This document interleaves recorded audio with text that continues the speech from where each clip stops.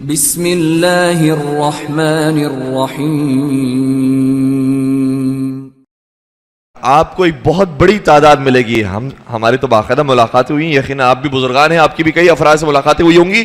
جب ان سے پوچھا گیا کہ آپ شیعہ کیوں ہوئے ہیں تو اکثر نے کہا ہے حضرت زہرا سلام اللہ کی شہادت نے ہمیں شیعہ بنایا، حضرت زہرا کی زندگی نے ہمیں شیعہ بنایا ہے۔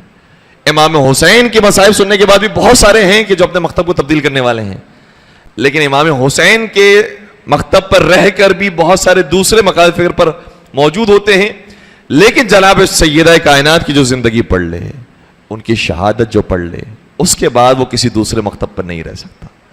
اور میں آپ کے سامنے ایک بڑی مثال پیش کروں، ایک مسلمانوں کے بہت بڑے ملک سے، نام نہیں لوں گا کیونکہ کچھ ایسے بزرگان گزرے ہیں کہ جن کا نام نہیں لیا جاتا تب بھی لوگ سمجھ جاتے ہیں، اور کچھ ایسے ملک بھی موجود ہیں جن کا نام نہیں لیا جاتا تب بھی سمجھ جاتے ہیں کہ اس ملک کی بات ہو رہی ہے۔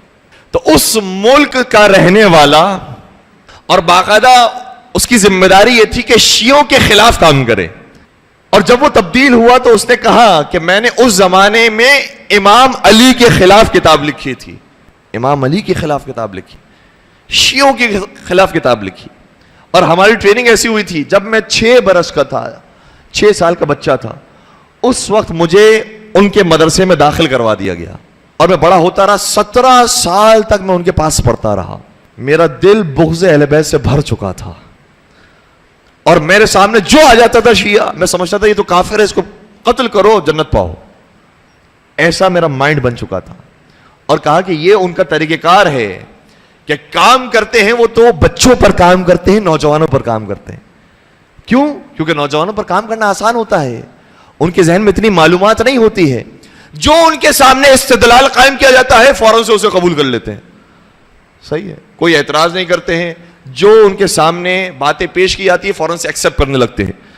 تو کہا کہ اس زمانے سے ان کی ٹریننگ کرنا شروع کر دی ہے، اور یہ ہماری بھی ذمہ داری بنتی ہے کہ مجلسوں کا اپنا کردار ہے، لیکن مدرسوں کے اندر جو بچوں کی تربیت ہوتی ہے اس کا جو کردار ہے وہ بہت اہم کردار ہے اور بہت بھاری کردار ہے۔ تو کہا 17 سال تک میں کام کرتا رہا، یہاں تک کہ مجھے کسی نے بتایا بنت رسول حضرت فاطمہ زہرا نے ایک خطبہ دیا ہے، وہ خطبہ بڑا عالیشان ہے اور بڑا فصیح و بلیغ ہے، اس کو پڑھو۔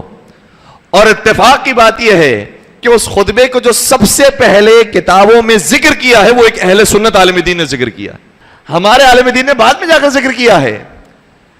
اہل سنت عالم دین کی کتاب اب تک موجود ہے، انہوں نے اس سے پہلے ذکر کیا ہے۔ البتہ بہت سارے شیعہ کتابیں پہلے موجود تھی جو جلا دی گئی، دریا برد ہو گئی، وہ نہیں معلوم۔ موجودہ حالات کے اندر جو سب سے پرانا خطبہ حضرت زہرا کا موجود ہے وہ اہل سنت کتاب کے اندر موجود۔ کون سی کتاب؟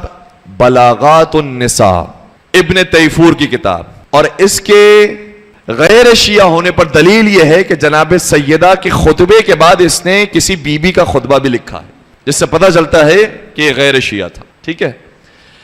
کہ اس خطبے کو جب میں نے پڑھا، میں نے کہا جناب سیدہ بار بار اپنی میراث کی بات کرتی ہیں، مجھے میراث سے محروم کیا گیا، مجھے میراث نہیں دی گئی، مجھے بابا کی میراث سے محروم کر دیا گیا۔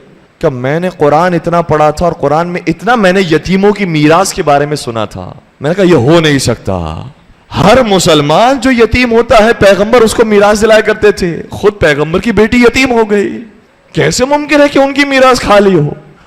اور پھر آگے جناب سیدہ نے قرآن کریم سے آیتیں پیش کرنا شروع کی کہ فلاں نبی کو فلاں نبی سے میراث ملی، فلاں نبی کو فلاں نبی سے میراث ملی، اس کا مطلب میراث موجود ہے۔ اور اگر پیغمبر خود سارا مال کسی کو دے کر گئے تھے اور میراث میں کچھ نہیں چھوڑا تو یہ بھی سنت کے خلاف ہے، کیونکہ پیغمبر نے ایک صحابی کو دیکھا تھا جس سے جاتے جاتے اپنا سارا مال راہ خدا میں خرچ کر دیا، تو پیغمبر اس پر غضبناک ہوئے اور کہا کہ تو چلا جائے گا، تیرے جانے کے بعد تیری اولاد کا کیا بنے گا، اس لیے کچھ میراث کے اندر چھوڑ کر جا۔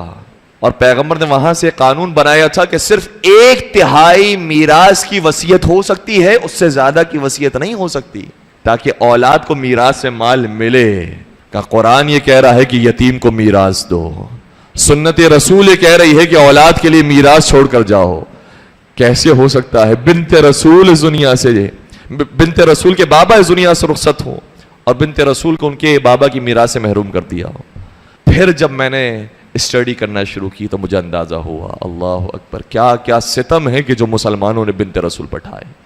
وہاں سے تبدیل ہوا، اور ایسا تبدیل ہوا کہ پہلے وہاں کا عالم دین تھا, میری خود ملاقات ہوئی ہے ایران کے اندر, قم کے اندر موجود ہے اب وہ عالم دین جن کا نام ہے ڈاکٹر عصام العماد. سرچ کرنا چاہیں نام سرچ کیجئے گا, ڈاکٹر عصام عین صاد الف میم عماد الف العماد الف لام عین میم الف دال. ڈاکٹر عصام العماد قم کے حوزہ علمیہ کے اندر استاد بنے اور پھر انہوں نے اپنی تحقیق پیش کی اور انہوں نے بتایا کہ کس کس طریقے سے مائنڈ تبدیل کیا جاتا ہے, کن کی چیزوں کو ہائی لائٹ کیا جاتا ہے اور کیسے اس کے جوابات دیے جا سکتے ہیں. بہترین استاد ہیں پاسخ بے شبہات کے مناظراتی موضوع پر, اور آج وہ شہر قم کے اندر اپنے گھر والوں کے ساتھ رہ رہے ہیں. اور نہ صرف یہ کہ وہ مکتب اہل بیت پر آئے ہیں بلکہ اپنے خاندان کے 5 اور لوگوں کو بھی مکتب اہل بیت کا راستہ دکھایا. اور ایک اور ہمارے استاد تھے اور انہوں نے کہا کہ آپ کو معلوم ہے اس ملک سے جہاں سے وہ چھوڑ کر آئے تھے اس ملک نے ڈاکٹر عصام العماد کے سر کی قیمت رکھی ہے, اور سر کی قیمت کتنی رکھی؟ $1 ملین. وہ ہم سے مذاق میں کہتے تھے کہ جس کا شہریہ کم ہونا تو وہ یہ کام بھی کر سکتا ہے. $1 ملین کا انعام موجود ہے.